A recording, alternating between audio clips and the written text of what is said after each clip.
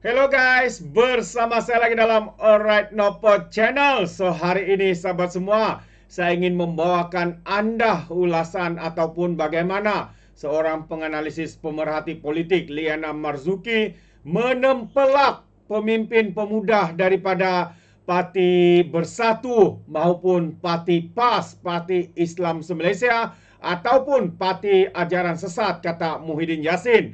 Jadi hari ini sahabat semua, Liana Marzuki menggelar kedua-dua pemimpin ini sebagai tikus munduk. Tikus munduk.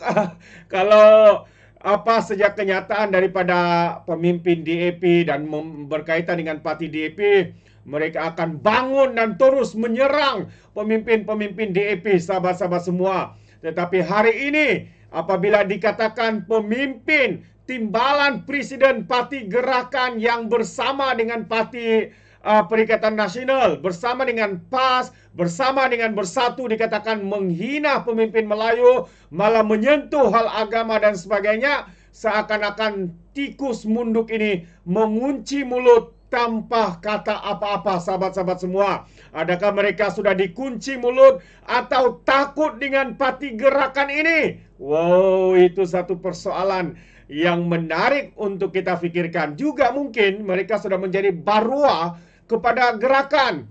Apapun yang dikatakan dibuat oleh Parti Gerakan, mereka tidak akan berani untuk menyanggah ataupun membidas ataupun mempertahankan penghinaan yang dibuat oleh pemimpin daripada Parti Gerakan ini.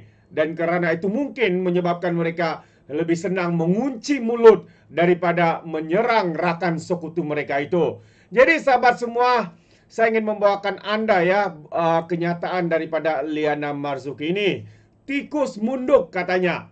48 jam selepas hasutan Parti Gerakan ke atas keistimewaan Bumi Putra dan agama Islam, Fadli katanya dan juga Wan Ahmad Faizal senyap dengan kecut. Tak nak pengundi mereka tahu berapa kiasu dan kurang ajarnya rakan sekolah mereka, yaitu Parti Gerakan. Ini bukan level ayam betina lagi katanya. Ayam betina at least ada juga lah bising. Ini dah level tikus munduk. Tikus munduk menyorok dalam shadow, dalam bayangan. Berteruskan memperbodohkan pengikut taksub. Wow, ini satu ulasan komen pedas daripada Liana ya. Maka tuan-puan, kalau selepas ini mereka main reskat, bangkitkan sentimen kaum dan agama, usah percayalah. Pejuang Melayu bersenjata kontot yang gebang belaka. Drama mereka keluar hanya untuk geng lawan, ya, terutamanya DAP. Apapun yang DAP cakap semua salah. Yang betul mereka. Tapi hari ini apa yang dikatakan oleh gerakan pemimpin timbalan presiden walaupun menghina agama dan Melayu, pemimpin Melayu, mereka sudah menjadi tikus munduk, menyorok dalam shadow. Ataupun mereka takut dengan gerakan ini, Cina gerakan ini, sahabat-sahabat semua. Katanya bila geng sendiri buat hal, menunduk dan meniku sekali. Minta simpang. Mereka ini dilantik jadi menteri dan Perdana Menteri. Rosak Malaysia nanti. Salam hormat, kata Liana Marzuki. Jadi sahabat semua, saya ingin tunjukkan kepada Anda ya, apa komen-komen yang dibuat oleh pemimpin-pemimpin daripada gerakan ini. Mereka ini biasa menggunakan modus operandi, menggunakan bahasa Cina ya dalam segala posting mereka ya, untuk menghasut, untuk supaya masyarakat Cina ini membenci kepada pemimpin DAP dan sebagainya. Itu sebenarnya modus operandi mereka. Dan saya ingin membawakan Anda satu demi satu ya apa yang dikatakan ataupun posting yang dibuat oleh pemimpin daripada gerakan ini, yang membuatkan tikus munduk daripada PAS dan Bersatu ini tidak berkata apa-apa. Jadi mari kita lihat yang pertamanya ya, terjemahan ya, tulisan itu ditulis dalam Mandarin. Jadi ini adalah terjemahannya. Jadi yang pertama, kalau Anda boleh nampak yang paling atas, timbalan Presiden Gerakan dan yaitu O Tong Kiong mendakwa DAP telah menukar otak setelah menjadi kerajaan kerana tidak lagi mempersoal kedudukan istimewa Bumiputra Melayu.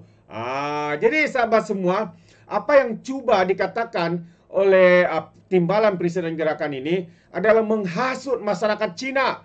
Katanya DAP tidak mahu untuk mempersoalkan kedudukan istimewa Bumiputra Melayu Islam.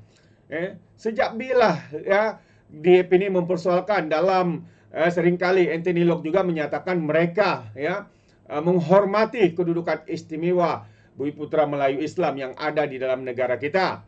Jadi inilah sahabat-sahabat semua ya antara hasutan yang mereka buat. Kedua, pemimpin kanan gerakan, parti gerakan merujuk kepada wawancara timbalan Perdana Menteri Ahmad Zahid Hamidi dalam TV3 pada baru-baru ini.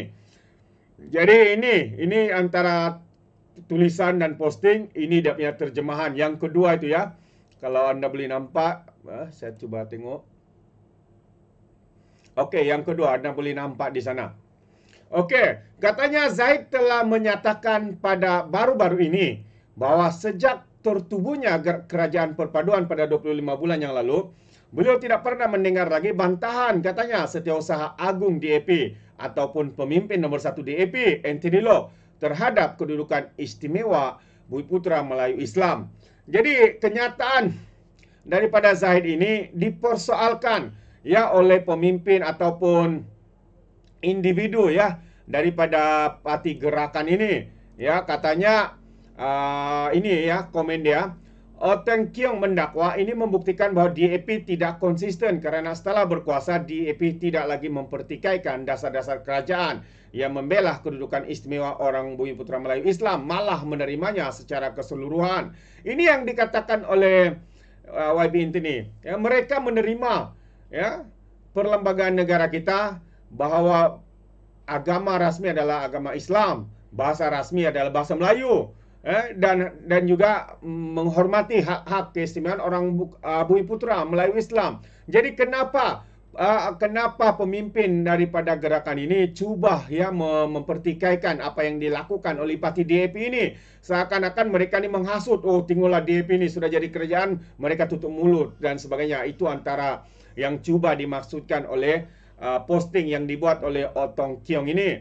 Jadi jelas sekali lagi mereka menghasut orang masyarakat Cina untuk membenci kepada DAP. Inilah modus operandi mereka sahabat-sahabat semua. Dan sekali lagi katanya Otong Kiong ini menambah, demi kuasa DAP sanggup bertolak ansur dan menggadai prinsip memperjuangkan kesamarataan.